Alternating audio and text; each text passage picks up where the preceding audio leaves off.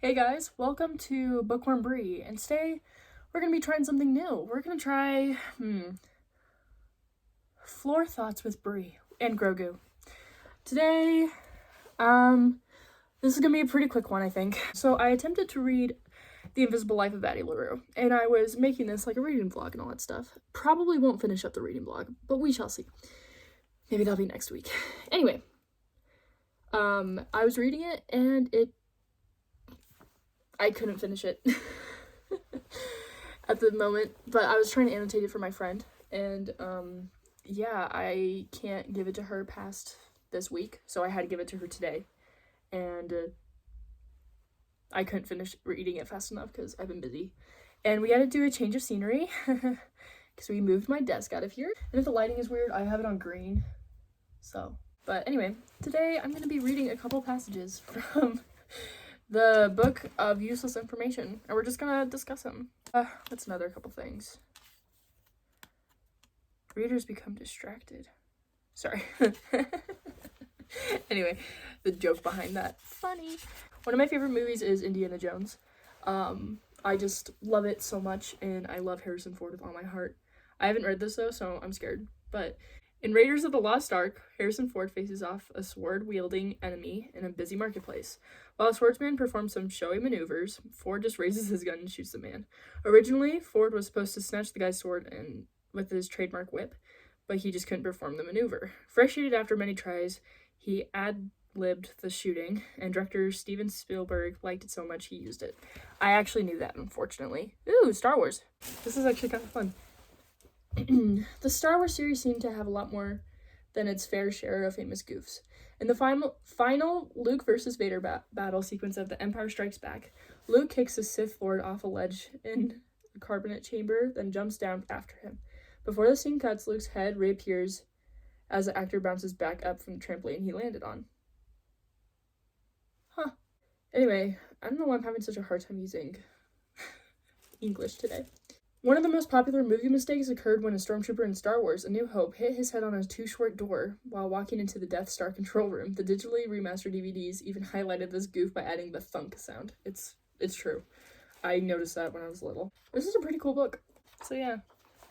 And that's all with Floor Thoughts with Grogu and Brie. I think I've renamed it like 2 times now, but that's okay.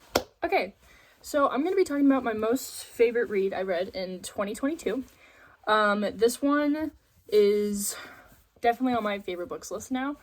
It's so good. It's not a popular book talk book. You've probably seen it around like here and there, but it's not like, oh, that's a book talk book, or I'm maybe in the shade.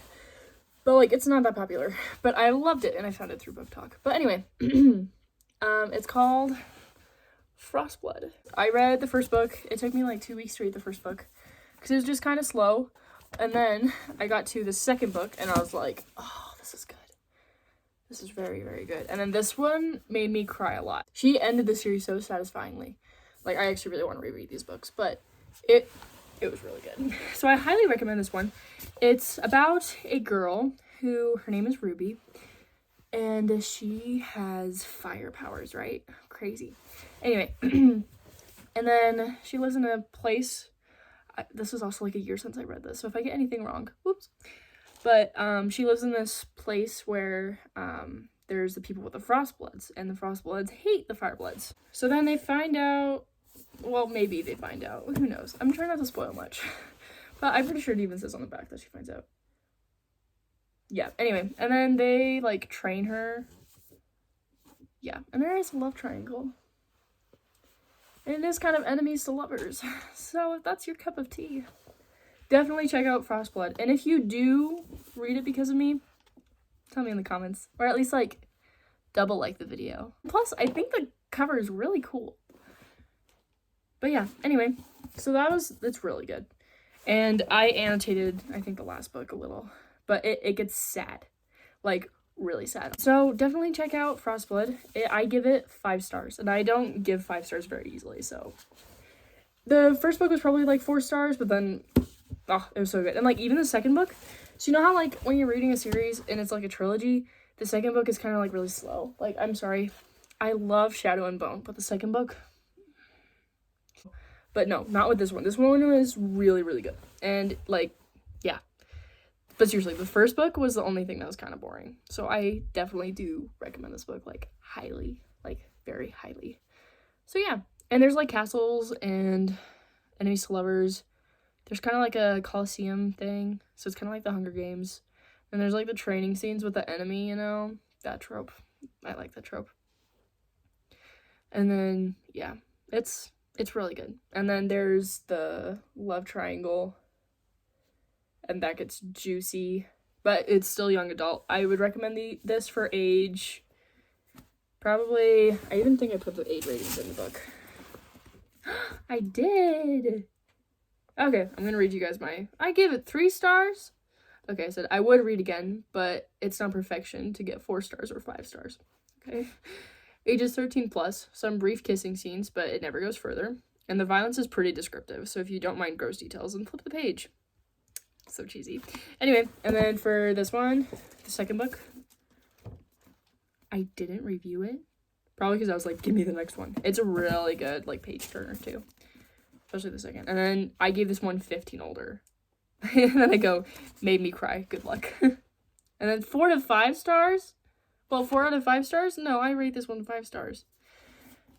I was probably, like, emotionally devastated. Thank you for watching this video today. Sorry it was a little all over the place and it wasn't very organized, but I hope you enjoyed it. Definitely at least wanted to get one out there. If you like this, please give it a like. If you read Frostblood or gonna read Frostblood, comment or double like. No, that's not possible. Subscribe, share it with your friends. If you have any book friends, if you have any book recommendations, please comment those too.